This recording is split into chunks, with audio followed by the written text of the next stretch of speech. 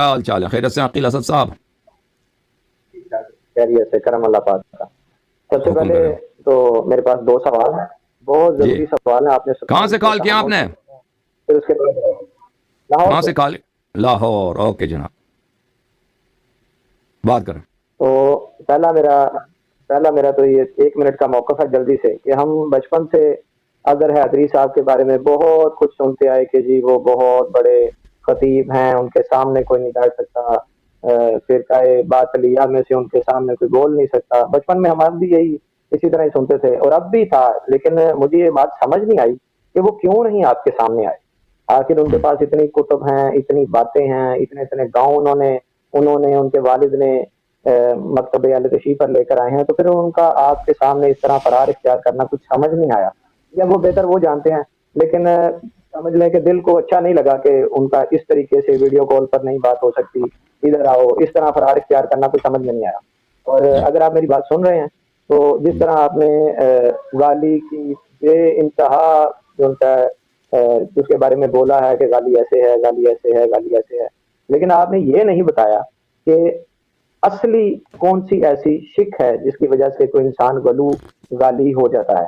اب کیا ایسا بات کوئی وہ کہے گا، کیا ایسا کوئی بات سنے گا کہ وہ غالی ہو جائے گا؟ میں آپ کو بتا دیتا ہوں، اوکے۔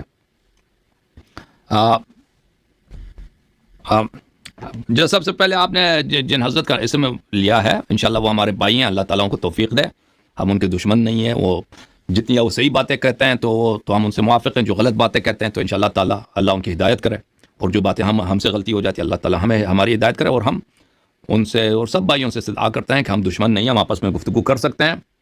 اور اگر کوئی غلط ہے، مثلا ان کے والد صاحب سے غلطی ہو گئی ہے، تو اس میں اس کا تصحیح یہ نہیں ہے کہ انسان غلطی پہ اصرار کرے، بلکہ ان کے والد کا اصال ثواب اس میں ہوگا کہ ان کا بیٹا ان کے غلطیوں کا اور ان کے سہو کا یہ ازالہ کر دیں، کہ ہمارے والد صاحب سب سے غلطی ہو جاتی ہے، کوئی بات نہیں ہے، اللہ تعالیٰ معاف کرنے والا ہے۔ اگر یہ مثلا اس بدعت پہ اصرار نہ کریں اور یہ کہہ دیں کہ بھائی چلے ہمارے والد صاحب کو نہیں معلوم تھا، ماحول کچھ اور ایسا تھا، تحقیق ان کا صحیح نہیں تھا، یہ مسئلہ اس میں حلیت، یہ مسئلہ حلال ہے، تو بات ختم ہے۔ تو اس میں تعصب کرنا درست نہیں ہے، اور وہ اسی لیے نہیں آئے کہ ان کو بخوبی پتہ ہے وہ بہانہ بنا رہے ہیں، جو جماعت عمریہ والے بھی کہتے ہیں نا پاکستان جو ہم مناظرہ کریں گے، تو اس کی وجہ یہی ہے کہ وہ کیا بھائی کہ وہ گفتگو نہیں کرنا چاہتے، وہ بھاگنے کی وہ کوشش ہوتی ہے، مخالفین بھی یہ کرتے ہیں۔ اچھا، غلو کیا ہوتا ہے میرے عزیز؟ غلو، جی ہاں، وہ گفتگو نہیں کرنا چاہتے ہیں، اس کی وجہ ہم سب کو معلوم۔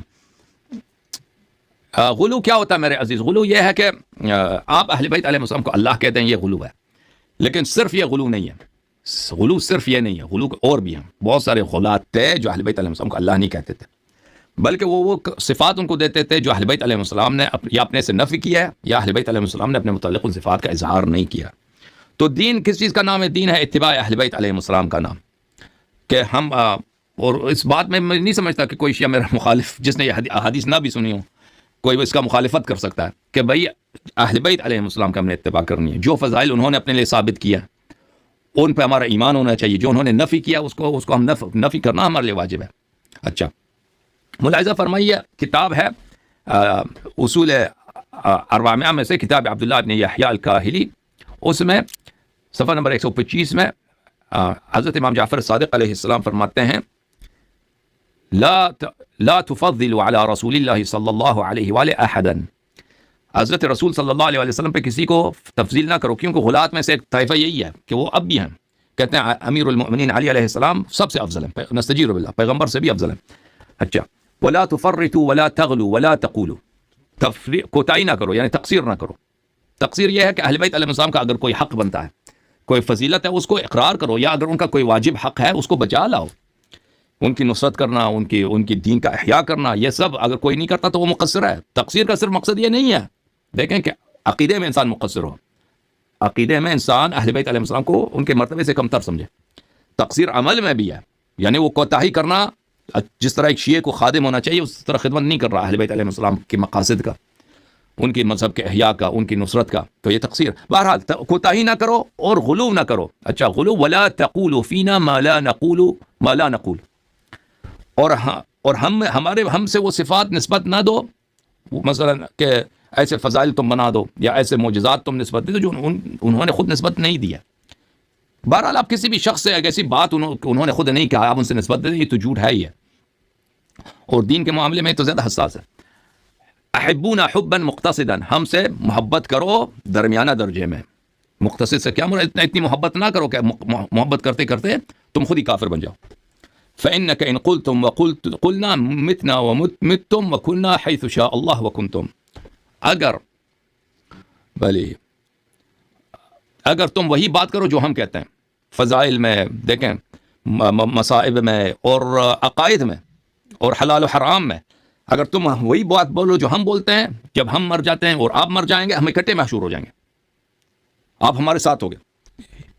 شیعہ اسی کو بولتے ہیں, شیعہ اسی کو بولتے ہیں کہ آپ اہل بیت علیہ السلام کے ساتھ ہوں. ہاں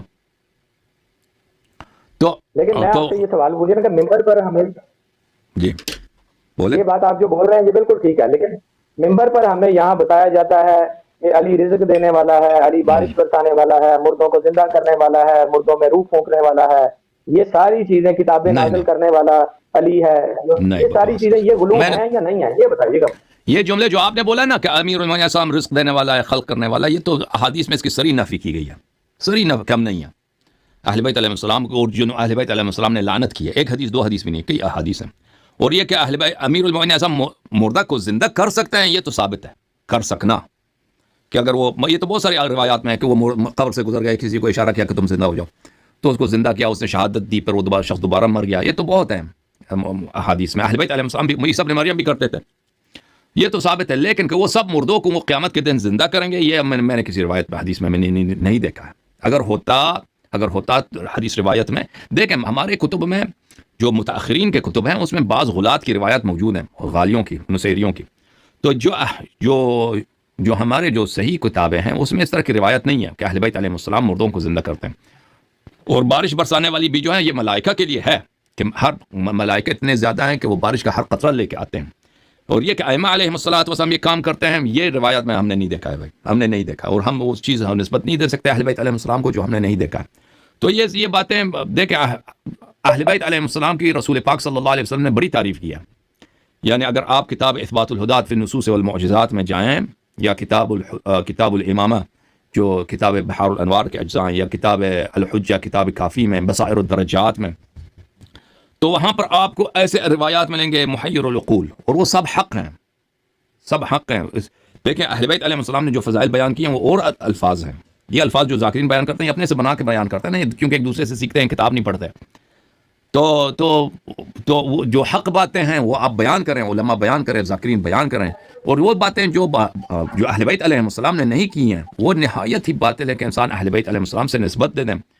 ابھی میں نے آپ کی خدمت میں قرآن کی آیت پڑھی ہے کہ وَأَن تُشْرِكُوا بِاللَّهِ مَا لَمْ يُنَزِّلْ بِهِ سُلْطَانًا وَأَن تَقُولُوا عَلَى اللَّهِ مَا لَا تَعْلَمُونَ, کہ ایک چیز کا انسان کو پتہ نہیں ہے وہ اہل بیت علیہ السلام سے نسبت دے دے کہ اہل بیت علیہ السلام یہ کرتے تھے, یہ کرتے تھے. اگر پتہ نہیں ہے تو یہ اس طرح کفر ہے جیسے کہ انسان مشرک ہوتا ہے, جیسے انسان تمام زنا اور لواط اور شراب کو جائز سمجھتا ہے, اس طرح شدید حرام. اوکے میرے بھائی, مزید بولیں. اور